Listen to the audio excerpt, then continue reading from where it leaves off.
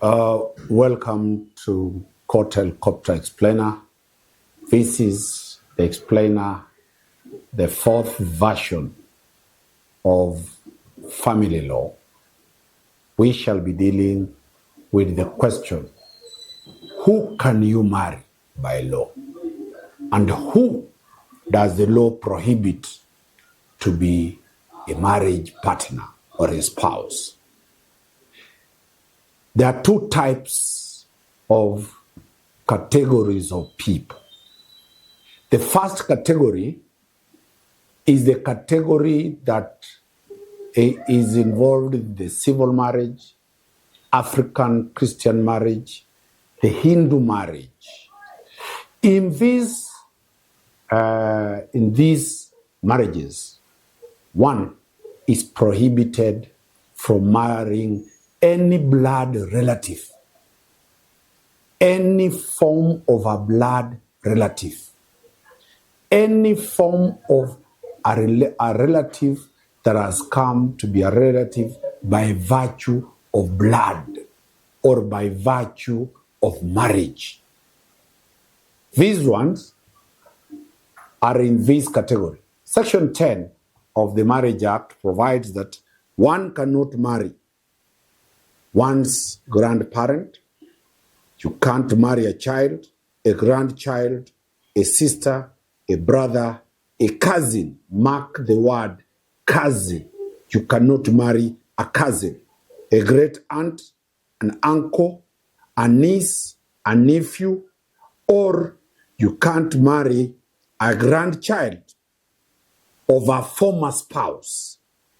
You can't marry a person who you have adopted, a child that has been adopted. You cannot marry a child prohibited. You can't marry any person who the customary law has prohibited. The law, those levels, if you marry any of those people, then that is not a marriage. It will be annulled because that marriage, the level of consanguinity, the level of blood relationship, the level of marriage relationship is prohibited under Section 10 of the Marriage Act. Remember, I talked about the cousins. In a civil marriage, you cannot marry a cousin. In a customary marriage, you cannot marry a cousin. In a Hindu marriage, you cannot marry a cousin. And in a Christian marriage, you cannot marry a cousin. But there is an exception. In the Muslim marriage, the law allows Muslims to marry cousins. This is provided for in Marriage Act 2014, subsection 10(4). So if you are practicing Muslim faith, you are allowed to marry a cousin. That is provided in the law. So cousins can marry only in the Muslim faith. Number 2, who else can you not marry? A child who is below 18 years cannot enter into a marriage relationship. One must be 18 years to be a wife or to be married, to be a husband. If your marriage is below 18 years, you'll be arrested and be charged under the Sexual Offences Act that you have committed an offense called defilement. That is a child below those years. If you marry those children which we have said are your relatives, then you have committed a criminal offense called incest. You'll be arrested and be charged for having had sex or having carnal knowledge of a person who is your relative. The third person, the third condition is that consent of the person being married must be given freely. If the girl is forced to consent to marry, or if the boy is forced to consent to marry, that marriage is voidable. There is no marriage in that. So consent must be given freely. The person being married, either is a woman or a man, must be present during the marriage ceremony. So marriage cannot be done by proxy.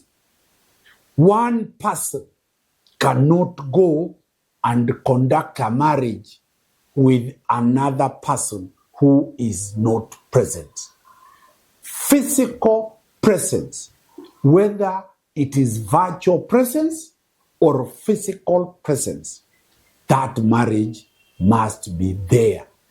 Witnesses, there must be 2 witnesses. Whether it is customary marriage, the man must have 2 witnesses, the boy or the woman must have 2 witnesses. In all the marriages, it is a legal requirement that the witnesses who will be there must be adults, and they must be above 18 years. A child cannot be a witness in a marriage because they do not have that capacity to contract that marriage. Lastly, is the consent of the parents. If the child is below the age of 21, that child being married must be handed over by the parents. You have seen in all church functions, fathers and mothers handing over their daughters or their sons. That is mandatory, that a consent of the parents for anybody who is below 21 years is required. So there is the consent of the one who is being married, and there is the consent of the parents for children or for those who are supposed to be married, the parents. Lastly, there must be notice issued to the public for the marriages to be done.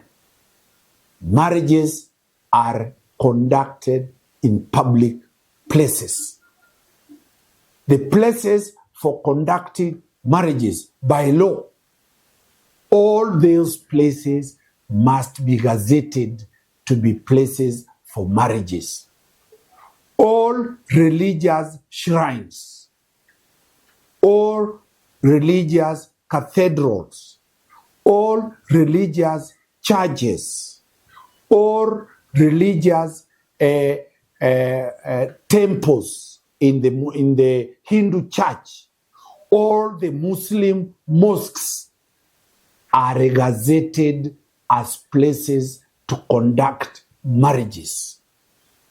If you want to conduct a marriage under the civil rule, that is the civil marriage, you will have to do that marriage in a government building.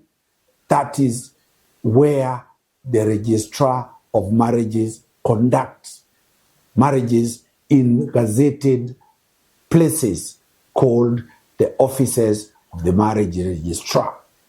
For those ones who want to do a marriage at a park, at a bar, at a club, at a garden, that place you have got to apply to the registrar of marriages to gazette that place as a place for conducting a marriage. A marriage is different from the ceremonies. The ceremonies are dealt with at the reception. The receptions of weddings, that is not a marriage ceremony. The marriage ceremony is where the vows are taken, where the marriage certificate is signed by the spouses and the witnesses in the presence of a licensed marriage registrar, whether he's a priest or whether he is a Catholic father. So, if your marriage was conducted in a place not recognized by the law, you are not married. What you are having is a paper that is not a marriage certificate. Therefore, that is a requirement of the law.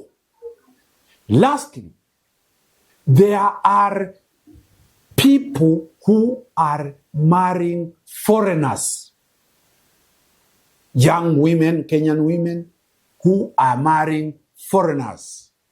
There are young Kenyans who are marrying foreign women.